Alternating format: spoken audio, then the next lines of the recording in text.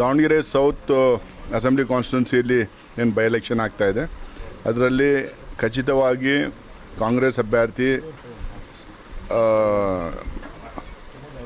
ಶಾಮನೂರ್ ಸಮರ್ಥ್, ನಮ್ಮ ಶಾಮನೂರ್ ಶಿವಶಂಕರಪ್ಪ ಅವ್ರ ಮೊಮ್ಮಗ ಖಚಿತವಾಗಿ ಗೆಲ್ತಾರೆ. ಇದರಲ್ಲಿ ಯಾವುದೂ ಸಂಕೋಚ ಇಲ್ಲ.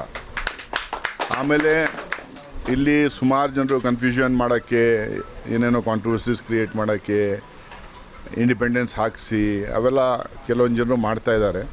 ಅದರಿಂದ ಏನು ತೊಂದರೆ ಆಗಲ್ಲ. ಇದೆಲ್ಲ ಬರೀ ಸೋಷಿಯಲ್ ಮೀಡಿಯಾ ಮತ್ತು ಯೂಟ್ಯೂಬ್ ಚಾನಲ್ಸಲ್ಲಿ ನಡೀತಾ ಇರೋದು. ಇವಾಗ ನಾವು ನೆಲದಲ್ಲಿ ಇಳಿದು ನೋಡಿದರೆ ಜನರಲ್ಲಿ ಏನು ಕನ್ಫ್ಯೂಷನ್ ಇಲ್ಲ. ಈಸಿಯಾಗಿ ಶಾಮನೂರ್ ಸಮಂತ್ ಅವರು ಈ ಎಲೆಕ್ಷನ್ನಲ್ಲಿ ಜಯಗಳಿಸ್ತಾರೆ ಅಂದ್ಬಿಟ್ಟು ನಾನು ಅಂದ್ಕೊಂಡಿದ್ದೀನಿ. ಡಾಟಾ ಯಾವುದಿಲ್ಲ, ಯಾವುದು ಕನ್ಫ್ಯೂಷನೂ ಇಲ್ಲ, ಯಾವುದು ಕಾಂಟ್ರವರ್ಸಿ ಇಲ್ಲ. ನಾನು ಹೇಳ್ದಾಗೆ ಸೋಷಿಯಲ್ ಮೀಡಿಯಾದಲ್ಲಿ, ಯೂಟ್ಯೂಬ್ ಚಾನಲ್ಸಲ್ಲಿ ಕೆಲವು ವೀಡಿಯೋಸ್ ಇಂಡಿಪೆಂಡೆಂಟ್ ಕೆಲವು ಜನರು ಹಾಕ್ತಾಯಿದ್ದಾರೆ. ಇದು ಕಾಂಗ್ರೆಸ್ ಪಾರ್ಟಿಯಲ್ಲಿ ಒಂದು ಸಲ ನಿರ್ಧಾರ ಆದಮೇಲೆ ಎಲ್ಲರೂ ಸೇರಿ ಕೆಲಸ ಮಾಡೋದು ಒಂದು ಕಲ್ಚರ್ ಇಲ್ಲಿ ಇದೆ. ಯಾರೇ ಆಗಲಿ, ಎಷ್ಟೇ ದೊಡ್ಡವರಾಗಲಿ, ಎಷ್ಟೇ ಚಿಕ್ಕವರಾಗಲಿ, ಎಲ್ಲ ಸೇರಿ ಕೆಲಸ ಮಾಡೋ ಕಲ್ಚರ್ ಇದ್ದಾರೆ. ಎಲ್ಲರೂ ಕೆಲಸ ಮಾಡಬೇಕು, ಎಲ್ಲರೂ ಕೆಲಸ ಮಾಡ್ತಾಯಿದ್ದಾರೆ. ಯಾವುದೇ ಕನ್ಫ್ಯೂಷನ್ ಇಲ್ಲ. ಇಲ್ಲಿ ದಾವಣಗೆರೆ ಮತ್ತು ಬಾಗಲಕೋಟೆ ಎರಡೂ ಬೈ ಎಲೆಕ್ಷನ್ಸಲ್ಲಿ ಕಾಂಗ್ರೆಸ್ ಪಕ್ಷದ ಅಭ್ಯರ್ಥಿಗಳು ಗೆಲ್ಲೋದು ಖಚಿತ ಅಂತ ಹೇಳೋಕ್ಕೆ ಇಷ್ಟಪಡ್ತೀನಿ.